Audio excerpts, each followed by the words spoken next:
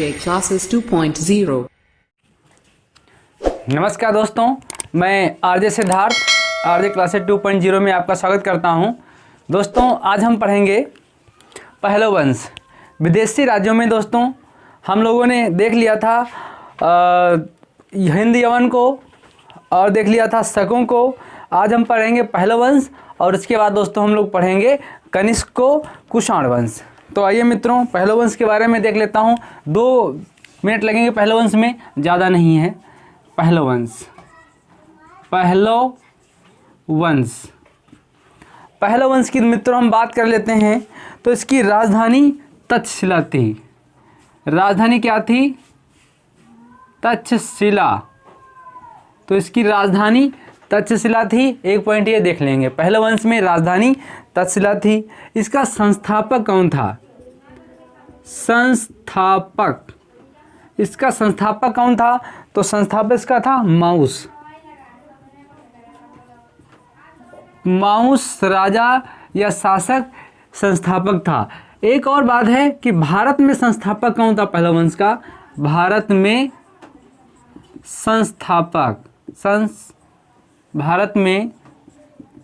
संस्थापक कौन था? भारत में पहले वंश का संस्थापक कौन था? तो मिथेडेट्स। हाँ मित्रों,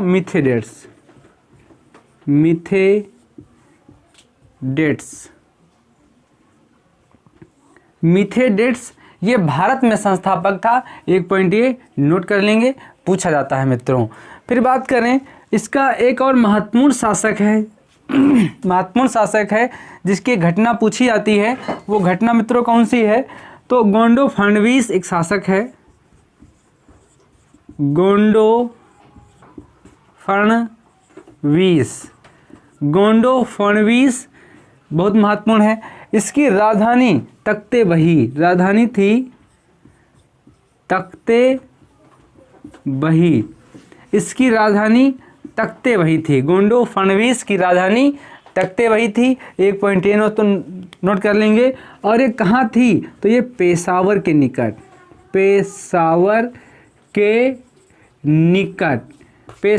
निकट थी मित्रों। बहुत महत्वपूर्ण पॉइंट है, आप इसको देख लेंगे। आगे यदि हम बात करें मित्रों, बहुत महत्वपूर्ण पॉइंट है कि इसके समय में एक ईसाई आया था, सेंट थॉमस। किसके? गोंडो फडणवीस के समय पर। और तख्तेबही में एक ईसाई आया था, सेंट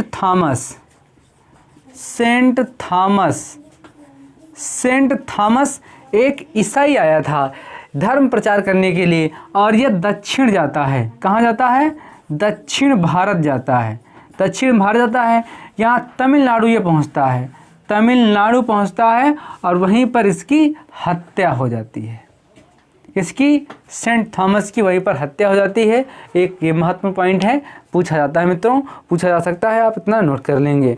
ठीक है, पहले वंश में आपको इतना ही पढ़ना है। आगे हम पढ़ते हैं कुषाण वंश। कुषाण वंश बहुत महत्वपूर्ण है, इसको कायदे से देखेंगे मित्रों। आइए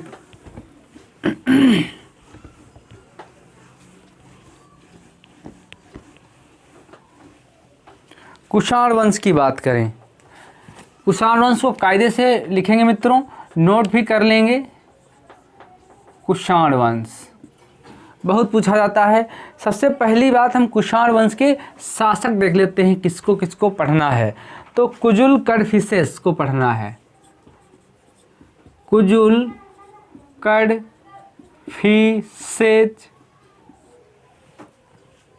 चलिए मित्रों आगे देख लेते हैं। बिम कडफिसेस। कुजुल कडफिसेस बहुत महत्वपूर्ण है। ये कुषाण वंश का संस्थापक है। कुजुल कडफिसेस, बिम कडफिसेस। इसके बाद कनिष्क को पढ़ेंगे।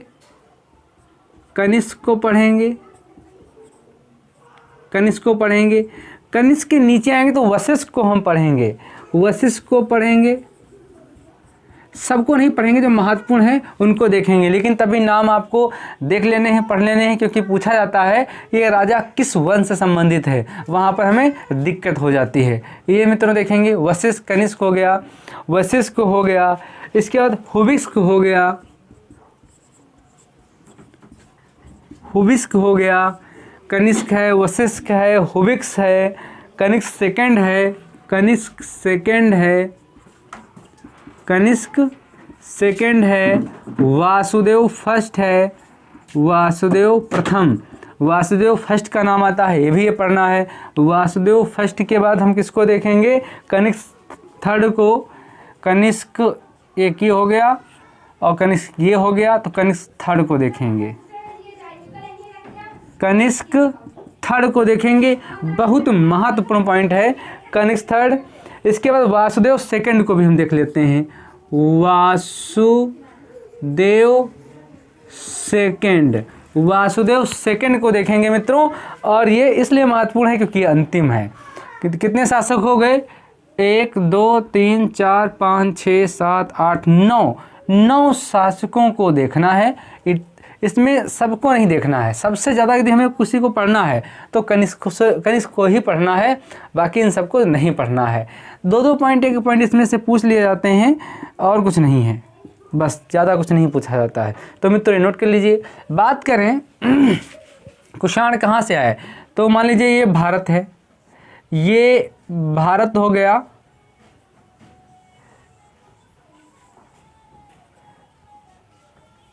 ये भारत हो गया,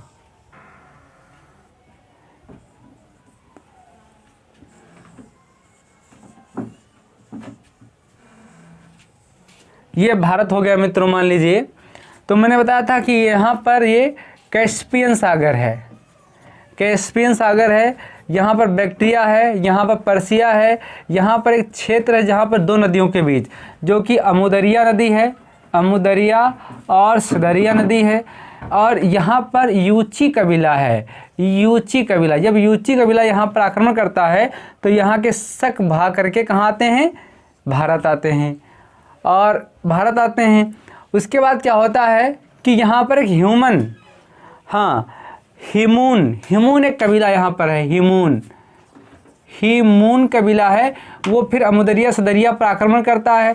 फिर ये यूची जो कबीला है इसी को हम ये आके यहाँ बस जाता है, और तब ये यहाँ पर कुषाण कहलाता है, कुषाण कहलाता है। फिर जब ह्यूमून आक्रमण करता है इनके ऊपर तो ये भाग करके बाहर भारत आते हैं, तो यहाँ पर ये कुषाण कहलाते हैं। 1 पॉइंट ये नोट कर लेंगे। तो इनको किसने भगाया था, ह्यूमून ने भगाया था कुषाणों को, और कुषाणों ने इसके पहले शक को भगाया था। 1 पॉइंट नोट कर लेंगे मित्रों। पूछा जाता है जब ये यहाँ पर आते हैं तो 2 भागों में बढ़ जाते हैं, 2 भागों में बढ़ जाते हैं। एक भाग क्या कहलाता है, कनिष्ठ, एक भाग कनिष्ठ कहलाता है और एक भाग ज्येष्ठ कहलाता है। जो कनिष्ठ है ये तिब्बत में चला जाता है और ये दक्षिण भारत में रहता है, दक्षिण पश्चिम भारत में रहता है। तो 2 इसके भाग हैं, 1 नोट कर लेंगे। और ये दोनों यूची हैं मित्रों। और ये कहाँ पर बंटता है, तो ये दोनों हिंदुकुश पर्वत पर इन दोनों शाखाओं को बांट दिया जाता है। ये भारत मतलब आज तो ये भारत है, तब ये अफगानिस्तान का क्षेत्र भारत में था, तो यहीं से बांटा जाता था। इतना मित्रों आप नोट कर लेंगे, बहुत महत्वपूर्ण पॉइंट है। तो शक क्लियर हो गया। इस तरीके से शक आए थे। यदि आपको थोड़ा दिक्कत हो तो मैं इनके आगमन के बारे में बता दूंगा, यदि आप कहेंगे तो। चलिए कुजुल कटफिशस के बारे में देख लेते हैं मित्रों। कुजुल कटफिशस, मैं इनको मिटा रहा हूँ, आप स्क्रीनशॉट ले लीजिए। चलिए कुजुल कटफिशस, ये तो संस्थापक है कुषाण वंश का। 1 पॉइंट ये हो गया। इसने क्या किए हैं, अफगानिस्तान के निकट, अफगानिस्तान के निकट या वहाँ पर ये सिक्के चलाए हैं। 1 पॉइंट ये संस्थापक तो मैं पहले ही बता चुका हूँ, ये संस्थापक है। और जो 2 शाखाएं हैं कुषाण वंश की, ये हिंदुकुश पर्वत से बढ़ जाती हैं, हिंदुकुश पर्वत से ये बट जाती हैं। और इसने यहीं पर एक सिक्के चलाए थे। क्या चलाए, सिक्के। ये इसका सिक्का है। कहाँ चलाए, अफगानिस्तान के पास सिक्के चलाए थे, बहुत महत्वपूर्ण है। ये यूनानी और खरोष्टी लिपि में है। किसमें, यूनानी और खरोष्टी लिपि में है, इतना पॉइंट जरूर आप नोट कर लें, बहुत महत्वपूर्ण है। यूनानी और खरोष्टी लिपि में पॉइंट है एक सिक्के पर, ये आप नोट कर लेंगे, बहुत ज़रूरी है। और इस पर एक पॉइंट और लिखा है, क्या लिखा है? धर्म विदत्त लिखा है। इसका मतलब है कि बौद्ध धर्म को मानने वाला, बौद्ध धर्म को मानने वाला, जिससे प्रतीत हुआ कि जो कुजुल कटफिसस है वो बौद्ध धर्म को मानने वाला था। ये नोट कर लेंगे मित्रों। यह सिक्का किस चीज़ का था? तो ये सिक्का तांबे का था। वैसे कुषाणों ने नियमित सोने के सिक्के चलाए हैं, और हिंद या फिर इंडो ग्रीक ने सोने के सिक्के चलाए हैं। तो ये, और कनिष्क की बात करें तो शुद्ध सोने के सिक्के चलाए हैं, बहुत महत्वपूर्ण है। तो ये तांबे के सिक्का है, यूनानी खरोष्टी लिपि में वो अंकित है। धर्म विदत्त जिसको कहा जाता है, यहाँ पर लिखा है, जिसको बौद्ध धर्म का ग्रहणकर्ता कहा जाता है। ये पॉइंट आप नोट कर लेंगे, बहुत महत्वपूर्ण है मित्रों। तो अब इसके बारे में इतना ही पढ़ना है। अब पढ़ना है बिम कटफिसस को पढ़ना है, ये भी आप नोट कर लेंगे मित्रों। बिम कटफिसेज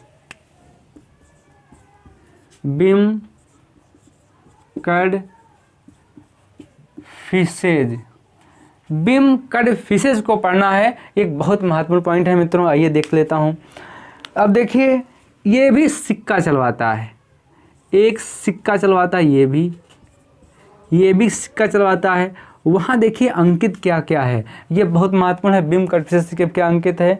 तो शिव अंकित हैं, नंदी अंकित है, त्रिशूल अंकित है, जिससे ये पता होता है कि ये वैष्णव धर्म को मानने वाला है। किसको मानने वाला है?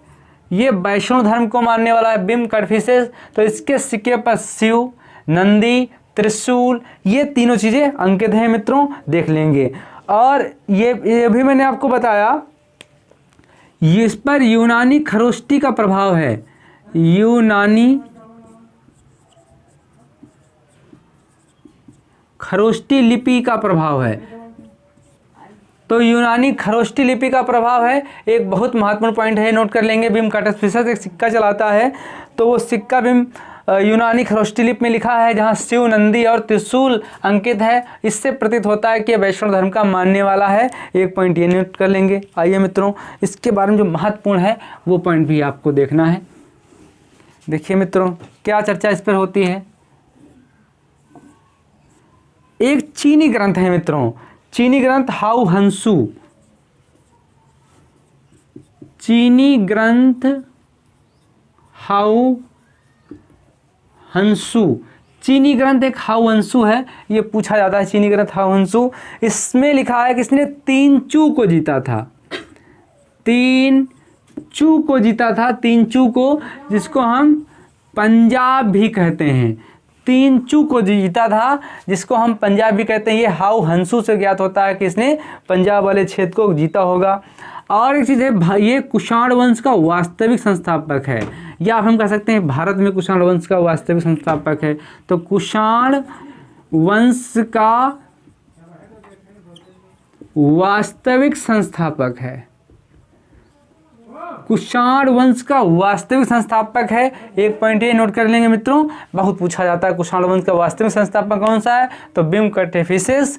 और कुषाण वंश का संस्थापक कौन है मित्रों? तो कुजुल कटफिसेज। ये मित्रों पूछे जाते हैं, आप नोट कर लेंगे मेरे साथ। अगला है, इसने पेशावर को अपनी राजधानी बनाई थी, पेशावर, जिसको हम पुर के नाम से जानते हैं। इसने अपनी राजधानी बनाई थी, राजधानी। मैं पेशावर के बारे में बहुत बार बता चुका हूँ, कहाँ पड़ता है। इसने अपनी राजधानी पेशावर बनाई थी, एक पॉइंट ये नोट कर लेंगे मित्रों। आगे यदि हम बात करें तो बिम कटफिसेज ने सर्वप्रथम, बिम कटफिसेज या कटफिसेज ने सर्वप्रथम और नियमित सोने के सिक्के जारी किए, सोने के सिक्के जारी किए, एक एक पॉइंट है। तो बिम कटफिशर सर्वप्रथम नियमित सोने के सिक्के जारी किए, मतलब लगातार जारी किए, जबकि